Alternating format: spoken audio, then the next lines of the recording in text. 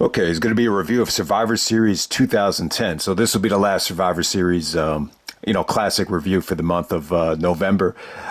But yeah, man, it was a really, really fun month. Survivor Series 2010. It's definitely not my favorite Survivor Series. I think more than anything, what you remember about this show was Miz cashing in on the Survivor Series aftermath.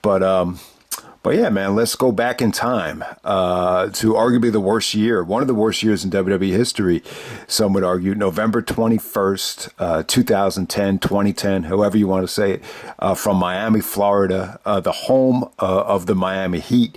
You get to see Miz actually cut a promo on LeBron James on this show, which hasn't aged that well, but it was funny to watch it looking back on it. We got 18,000 in attendance. We have a pay-per-view buy rate of 244,000. At the time, it wasn't bad. I think this was around the time where you heard rumors of them taking away Survivor Series and possibly rebranding it. I mean, they've rebranded it with War Games, no doubt about it. But thank God they never took it away. And I think, just going back in time and doing these classic reviews, I think it's just proof that the event still has a lot of juice to it. I've really enjoyed, going back in time. I mean, it's probably the toughest pay-per-view to make special out of the big four, big five. But yeah, I mean, when Survivor Series feels special, man, it does feel pretty damn special. But yeah, the buy rate wasn't bad here. I think the whole possibility of Cena getting fired, whether you love it or not, the bottom line is a lot of people actually did buy into it, just like they did with Austin back in '98. And, the buy rate was a lot higher than Survivor Series 2009, believe it or not, which is actually a much better show than this. It's almost 20,000 higher. And it basically blows away, some of the pay-per-views that they did in the fall of 2010. The closest one would actually be Hell in a Cell, which I think did 210,000. But let's jump right to it. And, one of the reasons I wanted to talk about this show is, you got Daniel Bryan, Bryan Danielson and Low-Ki actually in singles matches here. You actually had some really interesting things on the undercard here. The only pay-per-view match that Low-Ki, was ever involved in as Kaval, and it was pretty damn cool to watch. It just felt fresh at the time. But let's get right down to it. We got, for the United States Championship, we got Daniel Bryan defending the U.S. title against Ted DiBiase. So, I was like, man, this is Daniel Bryan's Survivor Series debut. It's not his pay-per-view debut, though. I think, he came back at SummerSlam, which was a nice little mark-out moment, nice surprise. He had the match with Miz at Night of Champions where he won the U.S. title. And then there was some other matches, too. I think he wrestled Miz and Morrison at Hell in a Cell in a triple threat, but I think that was Falls Count Anywhere. Then he wrestled Dolph Ziggler at Bragging Rights, which was pretty damn good. This was probably the weakest pay-per-view match I think Daniel Bryan had in 2010 against Ted DiBiase Jr. with Maurice. So Maurice is like, a gold digger at ringside. She's only with Ted for the money because, his gimmick was, $1 million man's son. He's got to have money, priceless. You have that whole thing going on there. But, yeah, I mean, I'm just wasn't that impressed with DiBiase here. I felt like Bryan definitely had the more creative ideas here. You could even just tell, like, whenever DiBiase hits something, you could just tell, like, Bryan gave him the assist with the idea. Like, for example, the Marufuji spot. Marufuji used to do that clothesline spot where he baits the guy in and, ricochets off the rope. And, DiBiase did that. It seemed like at this time, like, Bryan really gave his opponents a lot of good ideas, whether it be the Miz doing the lariat from Nigel at Night of Champions, or DiBiase actually doing the Marufuji thing here. So I thought Bryan was good here. At the time, I hate to say this, but when it was announced that Bryan was going to the WWE, I wasn't happy about it. Like, I never wanted to see him leave. I wasn't a fan of the way the Miz would talk down to him, and that Michael Cole would make fun of him for being a nerd. And even like his look here, he just looks so clean cut and so just anti, Ring of Honor. Like when he was in Ring of Honor, I loved it when he had the shaved head and when he had the cocky attitude and he was the best wrestler in the world.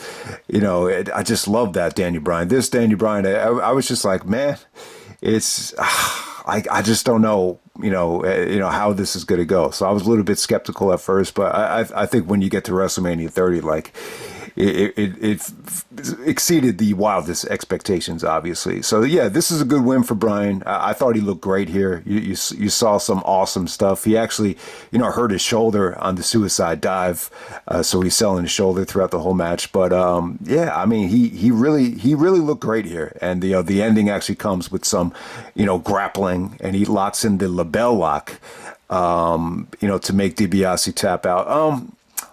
I was always a big fan of the cat mutilation. I thought it looked really, really cool, when he used to do it. I love that submission move.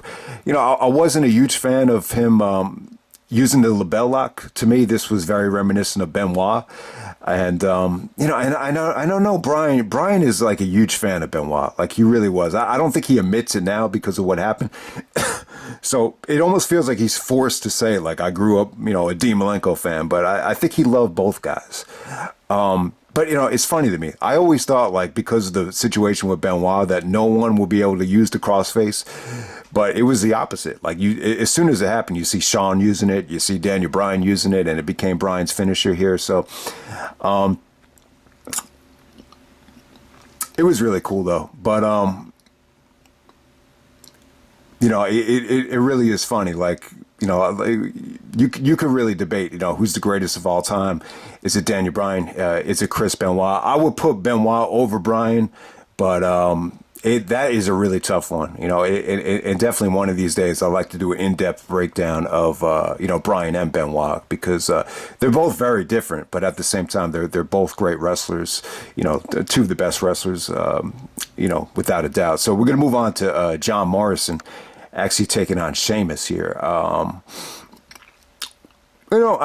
really thought this Survivor Series has some unique depth. So they give Morrison a nice little victory here. You didn't know it at the time, but, they're building up to a Morrison-Miz match on Raw, which was pretty damn good. One of the best Raw matches of 2011 from what I remember. But at this time, I just thought Sheamus was really kind of, watered down, and he just wrestled such a very slow, methodical style. It's funny, Sheamus has really turned the perception, especially when he's mixing it up with guys like Gunther and McIntyre. Like he really has, developed a nice, I would say anti-WWE style for lack of a better term. But, Morrison and Sheamus, this feature just Sheamus just, dictated the tempo, slowing it down. And then Morrison really hit some nice kicks to turn the tide, and he goes over convincingly. Yeah, the finish was cool. This was a cool little one-on-one match. I like Morrison. I think Morrison is really, one of the guys that was underutilized. I really thought he had a lot of potential. I would have loved to have seen, someone really put him over in a big spot.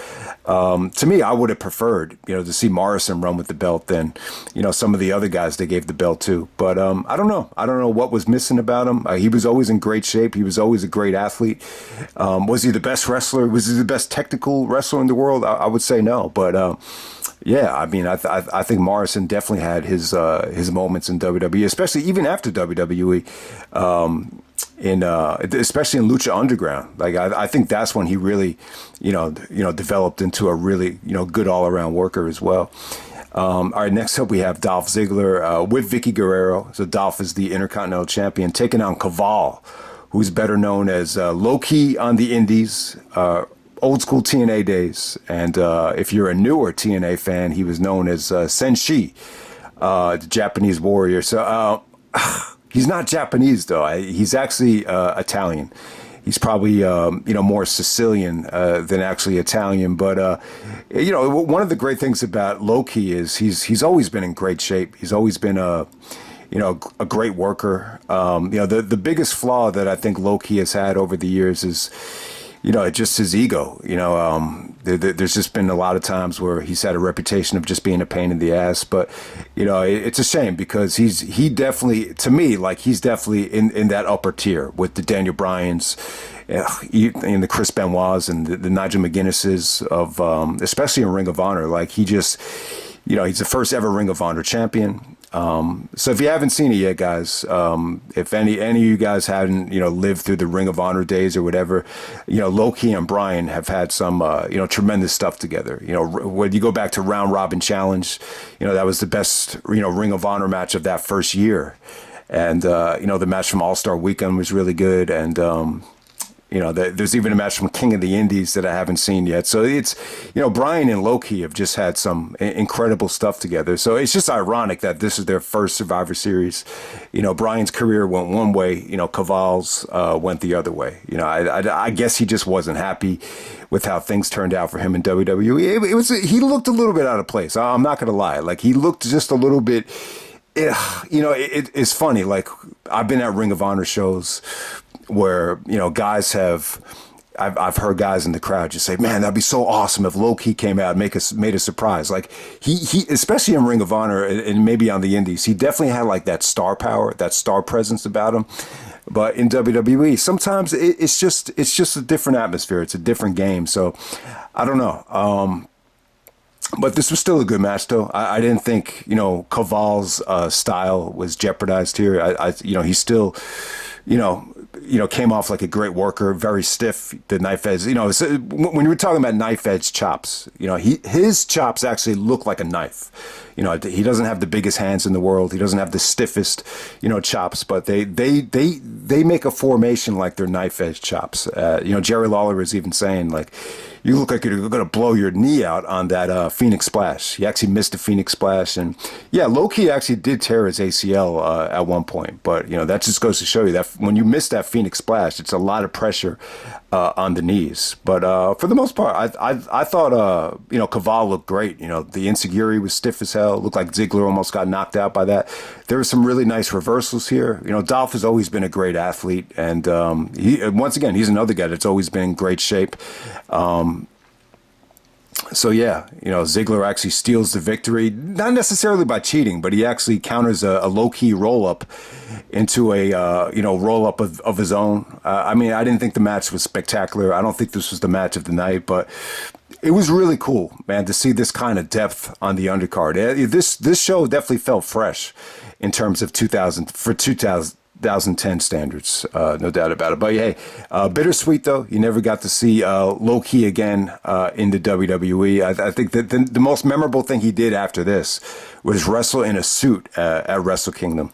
All right, next up we have the only 5-on-5 Survivor Series elimination match. We got Team Mysterio teaming up with the Big Show, Chris Masters, Kofi Kingston, and MVP. MVP is a babyface. They're in his hometown of Miami here.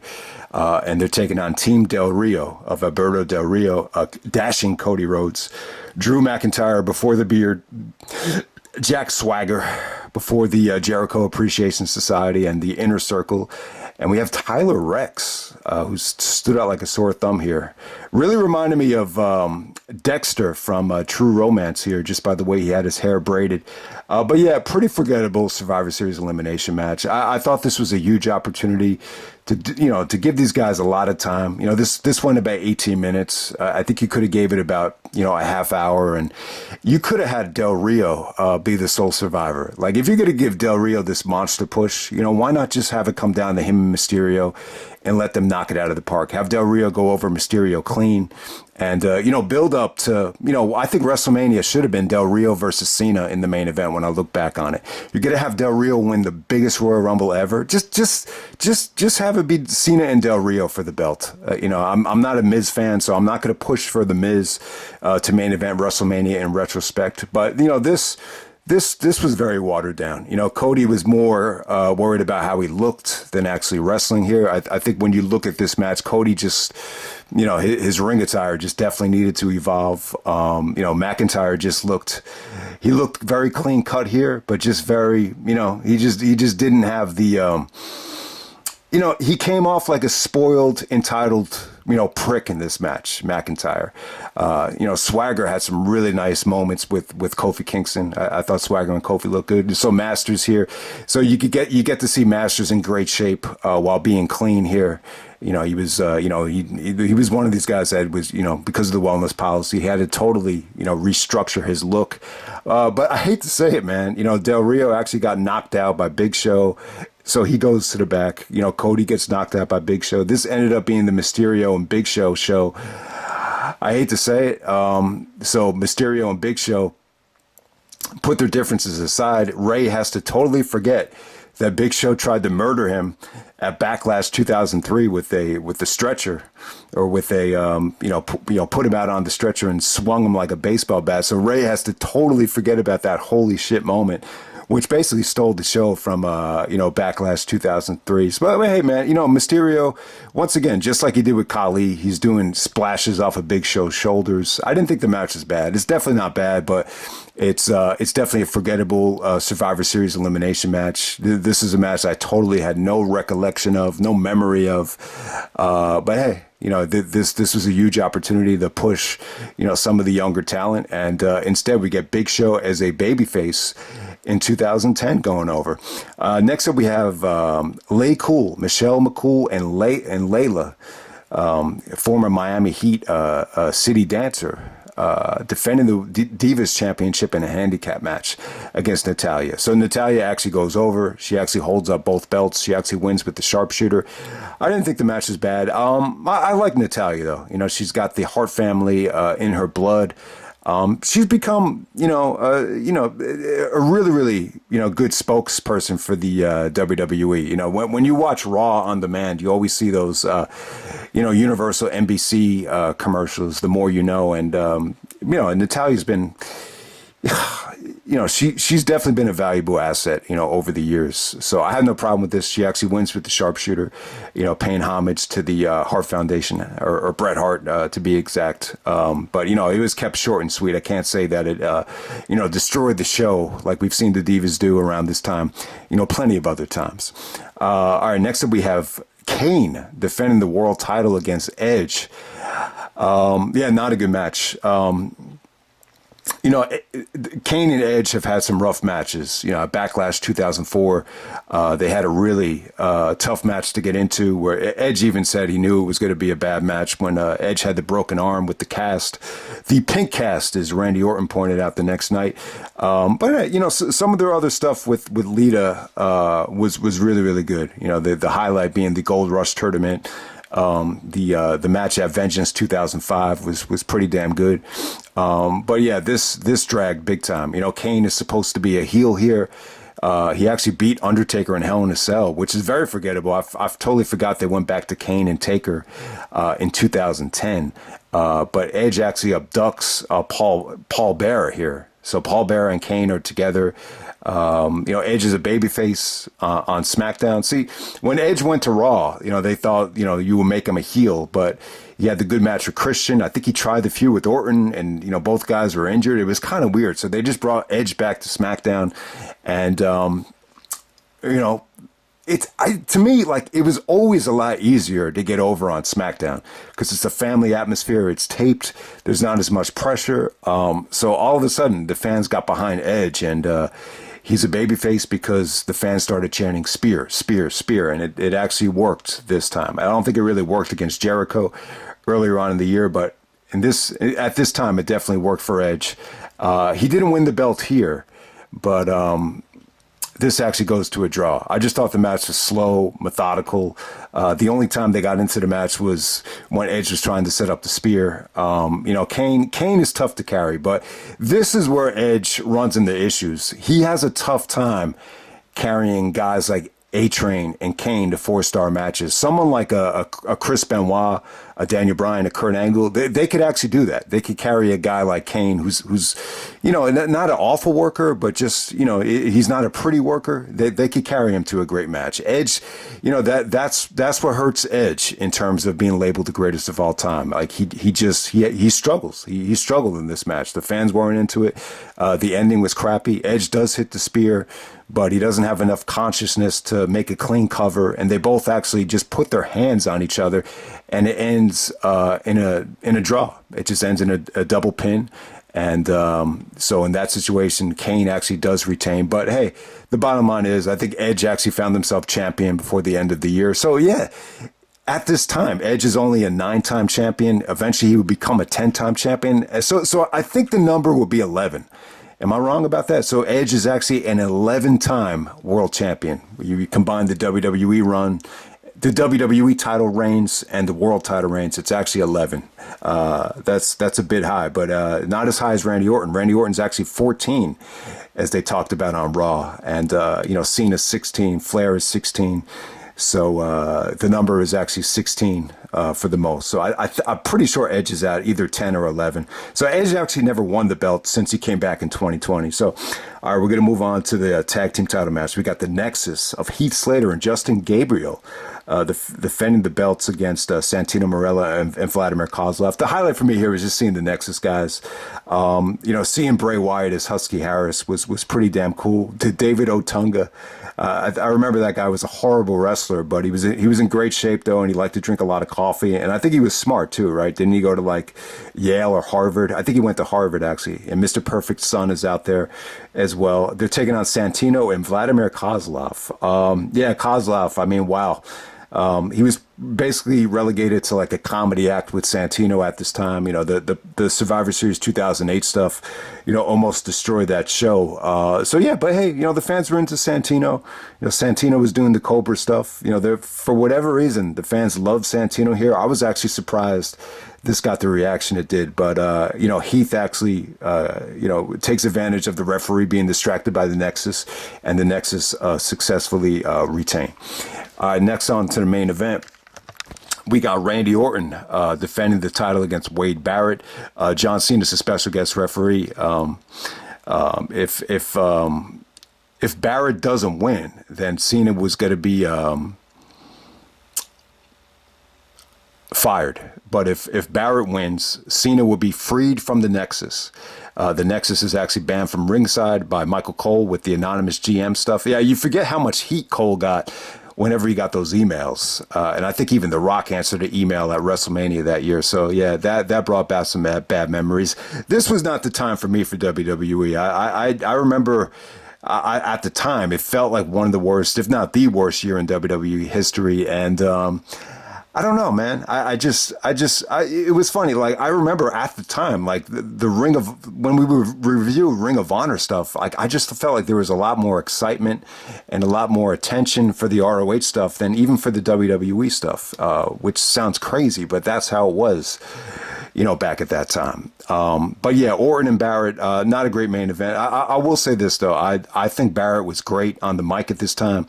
I've said it before in the pay-per-view rewinds and, even other videos. I think we even voted him. I think people actually voted him the heel of the year in all of wrestling. He was just, it's a remarkable accomplishment that he's able to come from, NXT and just, have that much command on the microphone, that much believability. He just had a great voice. It almost came off like he was like a movie villain. I think the fact that he's foreign from the UK, I think it's a little bit easier to get heat when you have an accent that's that thick and that pronounced. And and it was some pretty good stuff here. So, the stuff with Cena being the referee, obviously it hasn't aged that well. Even a guy like CM Punk would argue, what are you going to do back? You got to come back after being fired again. Like it just, when you promote something like this and you don't stay true to it, it's very insulting, I think, to a lot of fans. But at the time, they were definitely catering towards, more of a younger fan base, and I think that's why they were able to get away with it. So Cena is actually the referee. He's actually wearing Jordans, believe it or not. This is the only time I can remember Cena actually wearing Air Jordans ever. But yeah, Cena actually wears a referee shirt, unlike Austin. Austin wore an Austin 316 shirt back at Judgment Day '98. But Orton and Barrett, not a great match. I wouldn't say it was awful. But, more of the story was just seeing Cena just react. Cena didn't show a lot of personality, a lot of charisma. It was just Cena didn't know what he was going to do, but, you wanted to see if Cena was going to do the right thing. In terms of the work between Orton and Barrett, it just felt like the fans were a lot more engaged for the rematch on Raw when the Miz cast in. This match, I don't know. I thought Orton. I wasn't behind Orton at this time. I thought as a babyface, it just wasn't quite working. I didn't think he looked great in the ring at this time. I just think he looked a little bit lanky and stingy, and I hate to say it, a little bit fragile, especially compared to some of his later work or even his earlier work. So something about Orton just screamed. I guess you saw the change in 2009 where he didn't want to get hurt and didn't want to take a lot of chances, but you still definitely got those vibes at this time. Both guys just very lanky, very stingy, not pretty offense. Wade at this time just wasn't, just wasn't anything spectacular. This was a very slow, simple style, just nothing to get you excited about. You're pretty much just waiting to see Cena, interact. And eventually him and Barrett got into a shoving match, and Randy hits the RKO, and Cena makes the pinfall, and Cena does the right thing. So if you want to look at this from a positive standpoint, you could say that it's pretty good storytelling in terms of doing the right thing. I think more than anything, it just shows you that even if you're gonna suffer from doing this, sometimes doing the right thing.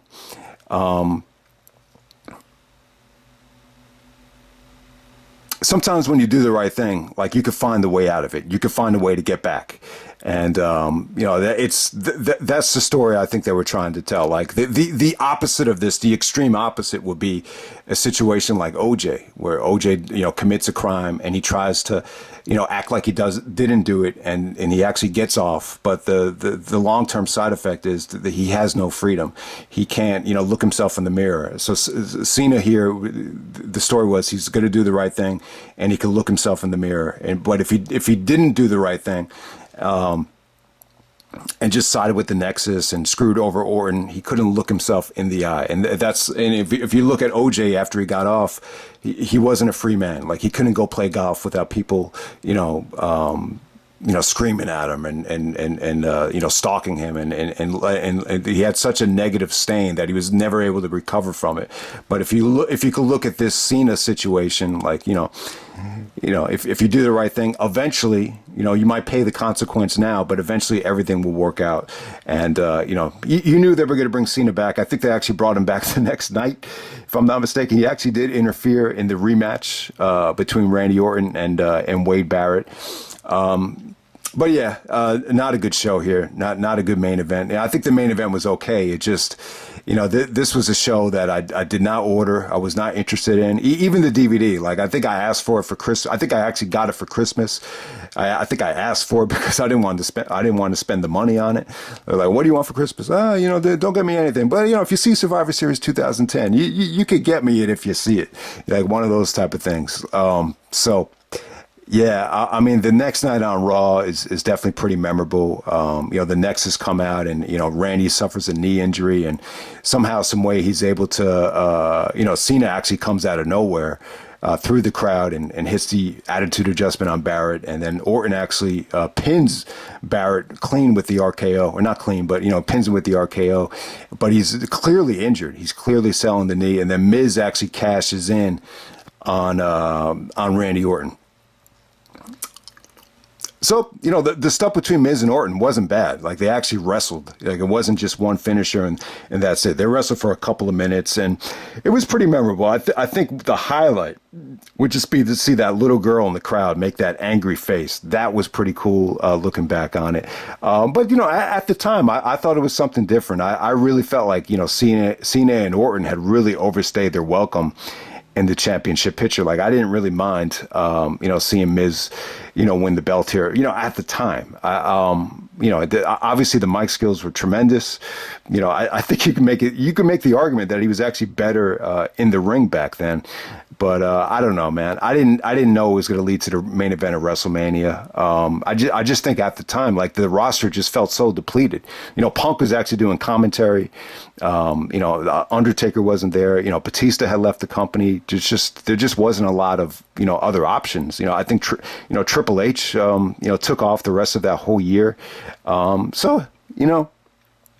was Miz actually ends up winning the championship twice, both from Money in the Bank cash-ins. So, I think I said it back in the day, sometimes when you just put yourself out there, even if you're not the best wrestler or the most likable guy, sometimes if you just put yourself in the spotlight, you just never know. And, Miz definitely has the gift of gab. He's that kid in school that would always raise his hand and participate in everything. Like, that's the vibe you get from the Miz. And, it all paid off for Miz, no doubt about it. And yeah, I enjoyed the match he had with Gunther. Punk is actually on commentary here. I was surprised by how good Punk was on commentary and how, he came off like he was really invested in it. He sold the Miz victory very well, but I think at the time he didn't realize that it was going to cost him the main event of WrestleMania.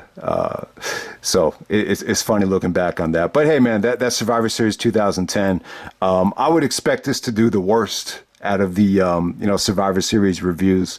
It is interesting though. It's interesting to see what Survivor Series generates the most interest.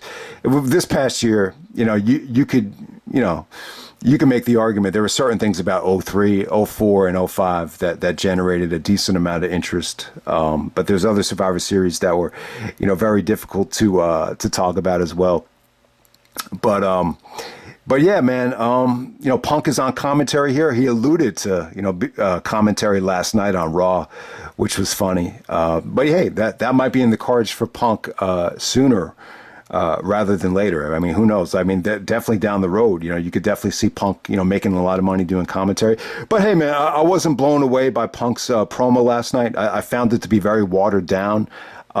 He said the L word, too many times. I've learned the hard way. You can't throw that word around too loosely. But hey, I didn't think it was awful. Clearly, Punk is back for the money. He even said, I'm not here to make friends. I'm here to make money. That was probably the most interesting thing of the whole promo. But hey, it wasn't like a total, I wasn't expecting anything earth shattering. But hey, man, I'm glad that he's back. I think more than anything, it creates, competition. It creates interest. I think I've said it time and time again. It feels like, especially Roman, especially Rollins, these guys have had it very easy, very comfortable, over the last decade or whatever. I feel like, for the most part, they've both been somewhat overpushed. It would be just nice to see a little bit of competition of the air, uncertainty about what the main event of WrestleMania will be. You would think it'd be Cody and Roman again, but I like the fact that, the WrestleMania main event can change. It feels like 1997 all over again. And I like that. I like the uncertainty of, the unpredictability and, the tension that we have in the air. So yeah, if Rollins isn't happy about it, it goes back to some of the comments that Punk made about Rollins. But hey, at the same time, Punk actually helped Rollins. Like he wanted, Rollins in the Shield. He wanted Hero in the Shield. He wanted, John Moxley in the Shield. But everything changes though. Like when you accomplish something that Punk never accomplished, and that's the main event of WrestleMania. So, but we'll see though, man. It should be really interesting. It should be an interesting ride. I wasn't expecting Punk to knock it out of the park, and I think that's a good thing. Not every single promo needs to be a home run, but it was good though. It was cool to see him back. But if you're going to ask me from a personal standpoint, I actually enjoyed, Randy's segment with Rhea Ripley a little bit better than Punk coming out last night. But should be an exciting time. That's pretty much it, guys. Survivor Series 2010. That's a wrap. Had a lot of fun this month. And I'll definitely take a little bit of a break, but we'll be back soon. December should be a great month. Now we move on to bigger and better things. But yeah, Survivor Series 2010, I would definitely say this was the least engaging of Survivor Series main events that we've talked about this past month.